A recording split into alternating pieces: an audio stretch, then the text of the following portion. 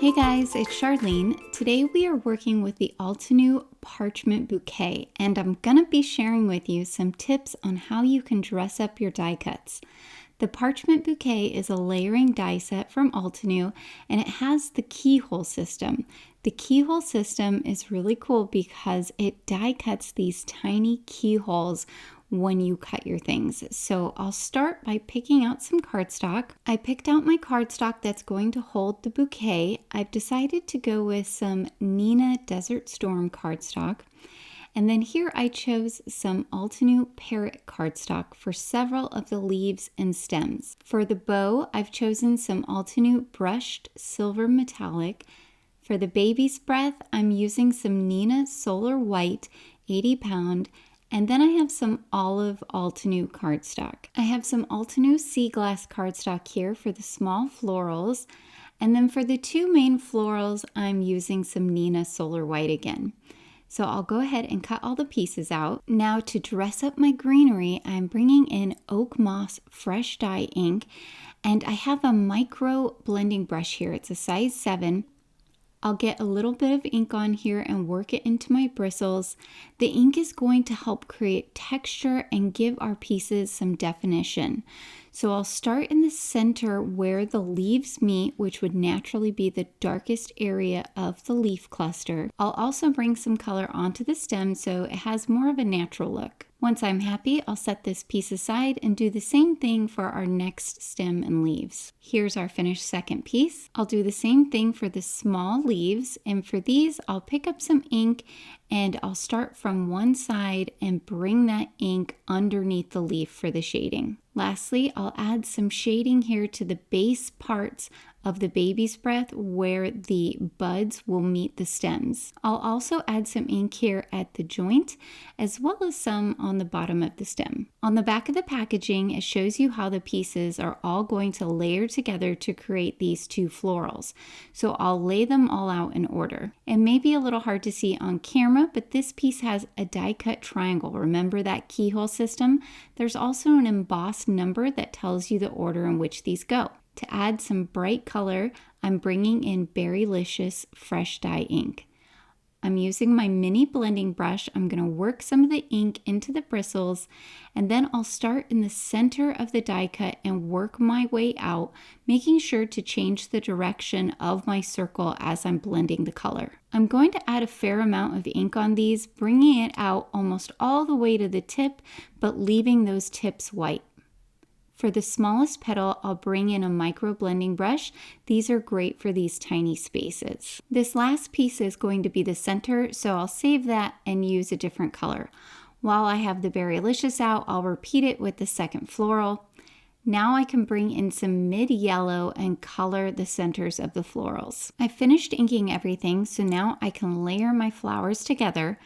I'll do this by taking the piece that is the base and adding some glue around the keyhole.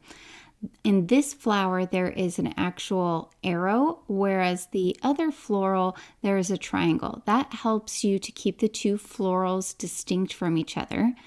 Once I've layered up a piece on top, I can bring in the next piece, and because this one is smaller, I'm going to add the glue to the back of the piece I'm layering instead of onto the already existing layered piece. That way I can avoid getting any glue where I don't want it. And for these pieces, you just line them up so that the triangles match and you get a perfectly layered piece. I do recommend only adding glue towards the center of those floral petals because that way you'll be able to kind of manipulate your petals to give your flower a more natural look. Our center piece will layer right over the top and the keyhole disappears. Then I can add some glue here to the back of the final piece, and this will line up right over our center, and that will complete the first floral. So like I said, you can manipulate the petals. I'll do this just gently with my fingers, kind of curling the petals back and forth. So here they are finished. You can see they're much more lifelike now. Now earlier I cut the small floral from Sea Glass. I decided to cut a second one from Hero Art's Passion Flower.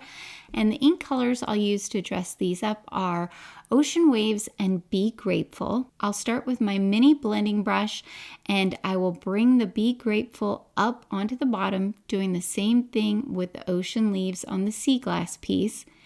And for the small pieces, I'll use a micro blending brush, just getting a small amount of ink on there. And I'm just going to add ink here and there. There's not going to be any real rhyme or reason to this. I just want to add some variation to the pieces. I did the same thing with the purple flower. You can see now there are embossed dots on the small base piece. That indicates where the small floral should go. So I'll add a dot of glue on each of those spots here. Then I can use a wax pickup tool to pick up the small florals and add them on top of those small areas of glue. Lastly, I'll bring in a white gel pen. I am going to keep my pen straight up and down. That helps with the flow of the ink. And I'm going to add an accent to the center of each of the flowers. So here's our finished small purple floral, and here is our finished blue one. For the parchment paper, I'm using some Paper Bag Fresh Dye ink. I'll get the ink on my brush, and for the main piece, I want to add my shading towards the center of the bag. So I'll start at that tiniest center point and I'll work the ink up towards the top of the bag. Then I can take some of that ink and I'm going to work it around the edges of the two top pieces. These top pieces are going to layer together over each other to create our parchment paper bundle. Then the flowers will tuck inside. So what I'm going to do is I'm going to start by layering and gluing together the two top pieces. Once I've glued them together, I can turn the piece over and add some foam tape along the top parts here. I'll leave this center open so that there's a space to tuck in the florals. I'll add some foam tape to the sides here and here as well. Now I can go ahead and remove the release tape, and this piece will line up right along the edges of the base. I decided to take what was left on my brush of the paper bag ink and add some shading here and there to the baby's breath so that it's not quite so white. I'll add some glue to the back of the top layer for the baby's breath, and then I can layer the two pieces together starting from the bottom. The finished baby's breath is so pretty and delicate. Now I can add some glue to my stems and adhere the florals on the tops of those stems. I did make the stems face kind of opposite ways, and now I can arrange all of those florals how I want them to look.